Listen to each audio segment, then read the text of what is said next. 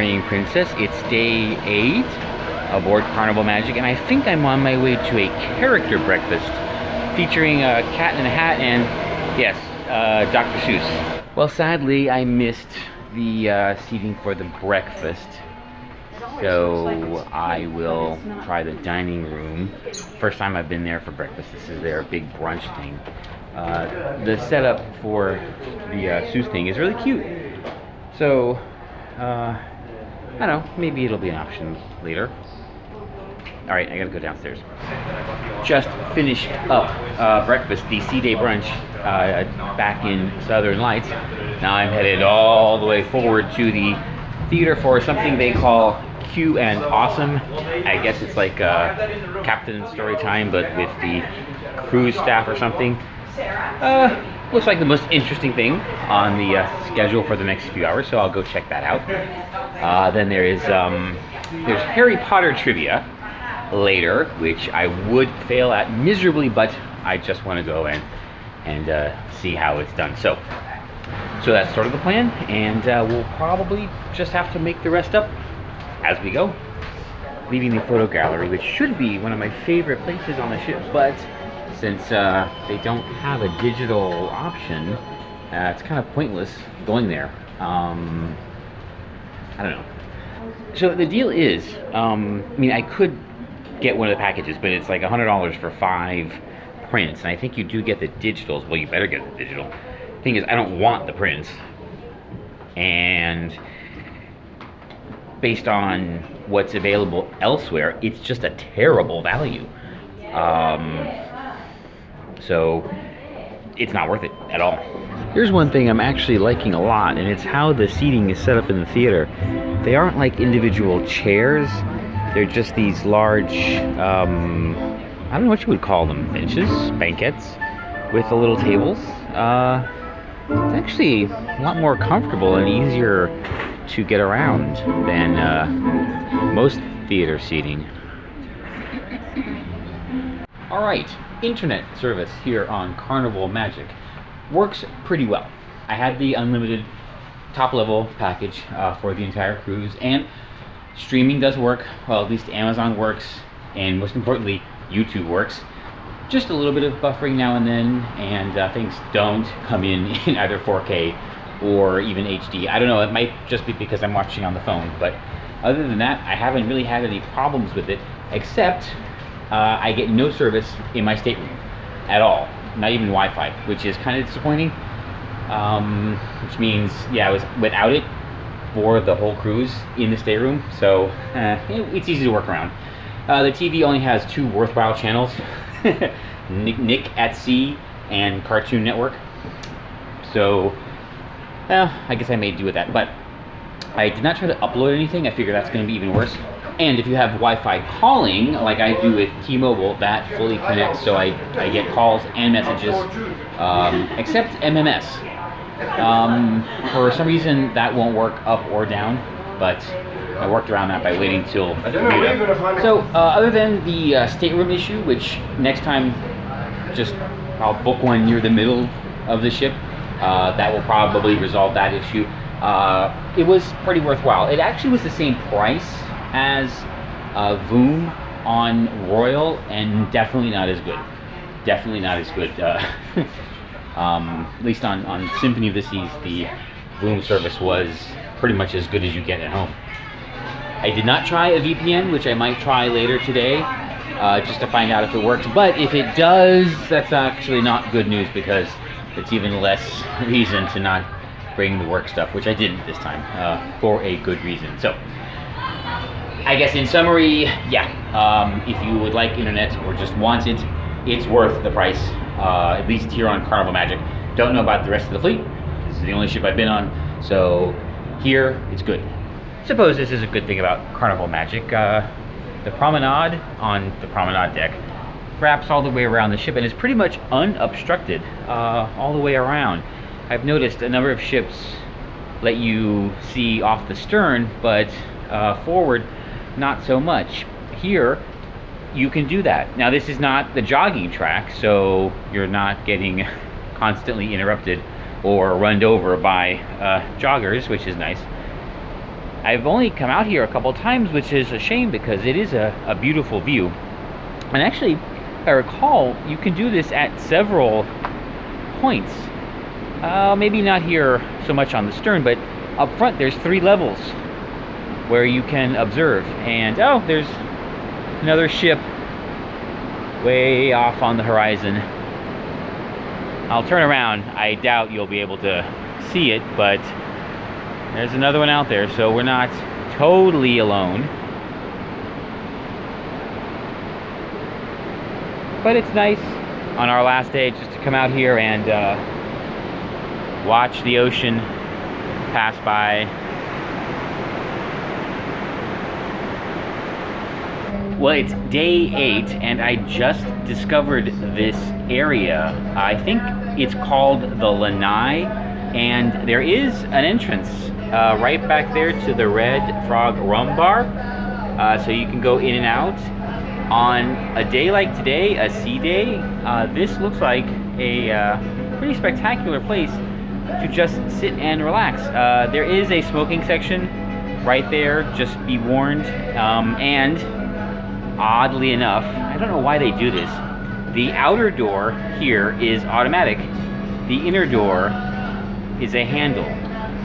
So, don't know what's up with that. But this area is quite nice. I guess kind of like the waterfront on the larger Norwegian ships. So this would be kind of nice. I'm wondering why there's no one out here.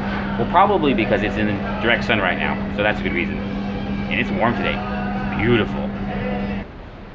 If anyone's made it this far, if anyone's actually watching, thank you. Thank you very much. I don't really expect a whole lot. You can let me know what you like, probably what you dislike about this series. And if you do like it, or even if you don't like it, let me know. Either way, I hope you join me for my next series, which will be aboard the first revenue sailing of Norwegian Encore next month from Southampton, UK to New York. Actually, I suppose I should say Southampton, England. Well, we'll see.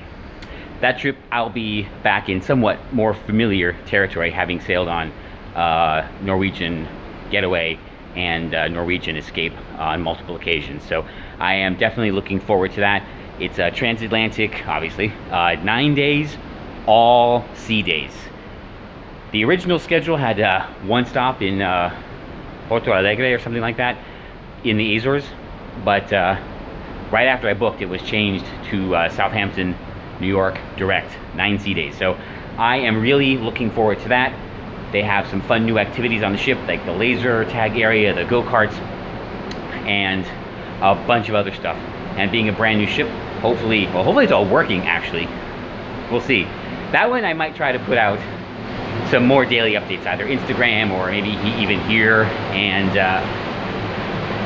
let me know what you think of that, and I hope to see you there. Well, let's continue the fun for today here on Carnival Magic. Well, here we are up at the bow of the ship, and Florida is right there. Oh, we got to come in, turn left, and head down to Fort Lauderdale. Actually, Bahamas are over there. Not moving too quickly, I think maybe 18 knots. It's about the same distance from Grand Turk to Bermuda as it is from Bermuda to Fort Lauderdale, and we have 2 days at sea this time, whereas on the outbound it was only 1, so they were moving just a teensy little bit faster. At least the weather's a lot nicer, and the ocean is a lot calmer for this crossing. No pounding, no slapping, no weird creaking noises late at night. Just have to keep reminding myself this isn't Haunted Mansion. And now we're over on the shady side of the ship. So let's talk about Cheers, which is Carnival's beverage package.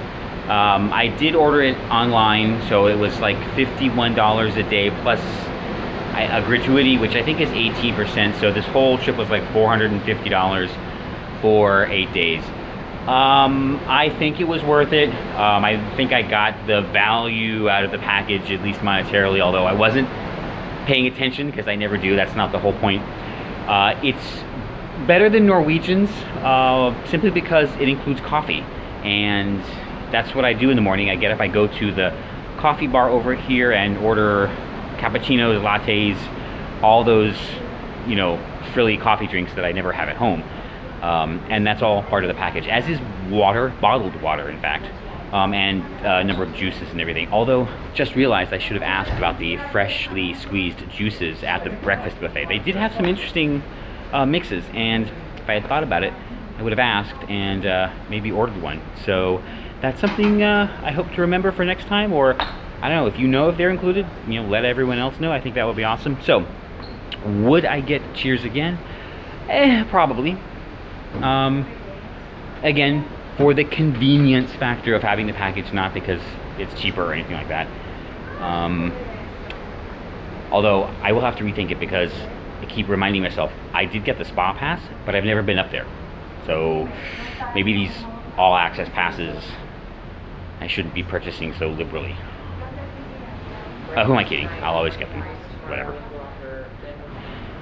And one more point about Cheers is I read a lot online in various forums about the 15 drink limit. That's 15 alcoholic drinks. You can get all the coffees and sodas and water you want. But as for the 15 limit on the alcoholic drinks, whether that's a lot or not, some people think it's way too much. Others think they might hit it.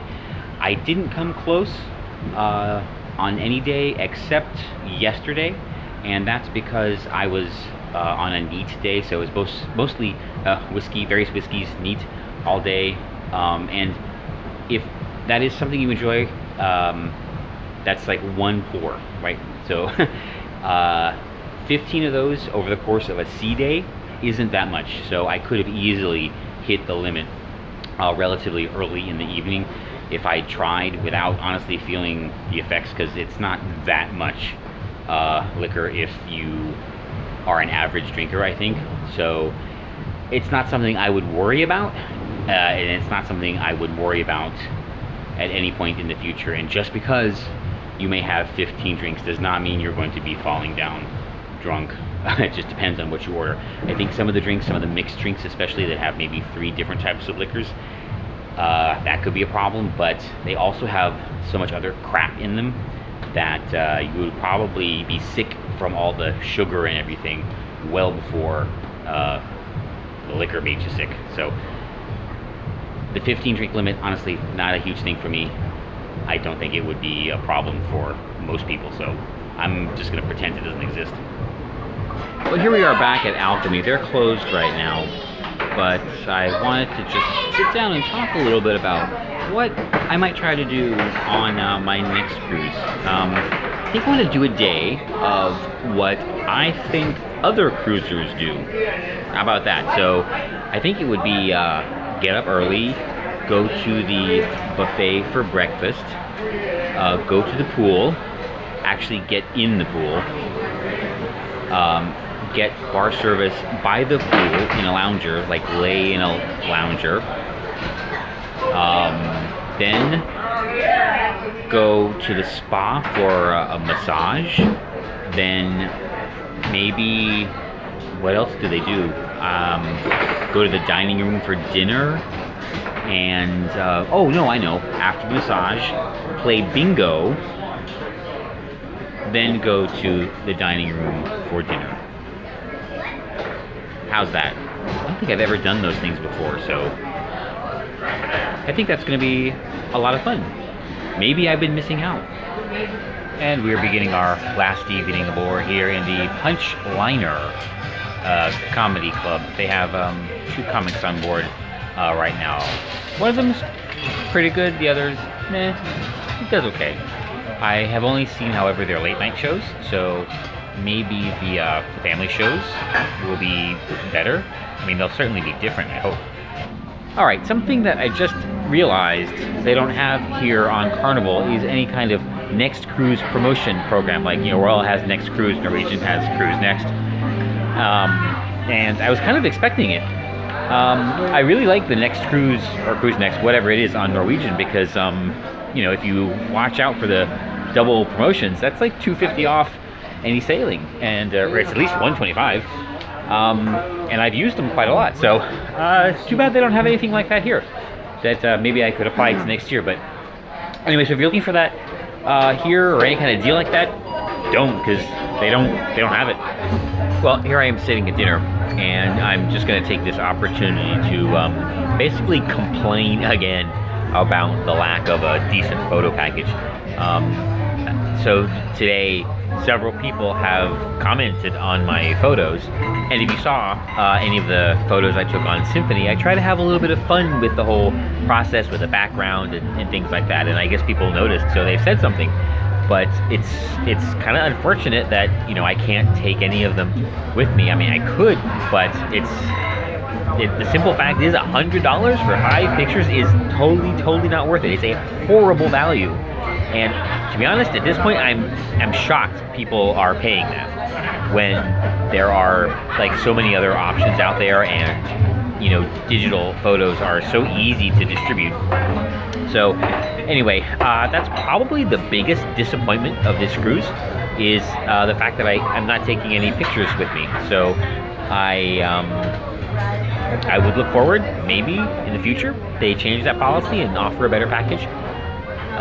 Because, yeah, I don't know. It's something I'm used to, and I don't know. It's hard for me to get over.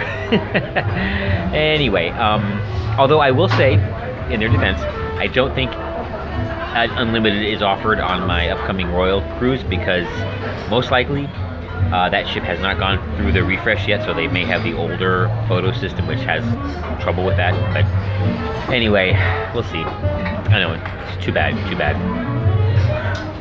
And I guess sitting here at dinner is probably the best time to talk about what inevitably happens on a vacation like this, a cruise. Unfortunately, I have, let's just say I will be leaving the ship with a bit more mass than when I boarded, because the food experience has actually been really good, and so has the cocktail experience. And I did take advantage of everything available, so I will have to, let's say, refactor my diet plan over the next few weeks, because I do have that amazing sailing coming up on Norwegian Encore. Hope to see you there, which I should probably prepare for a little bit, because that one is to enjoy the ship.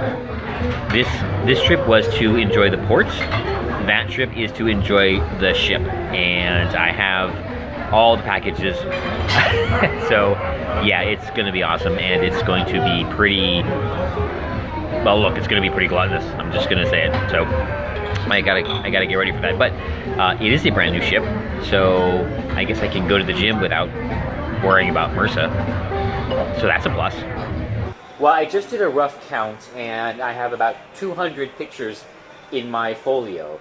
That means there's about 200 prints sitting over there in the gallery that are going to get thrown away, because it's just way overpriced to buy them. And here's the thing, I wouldn't even buy the prints anyway. Like, what would I do with prints?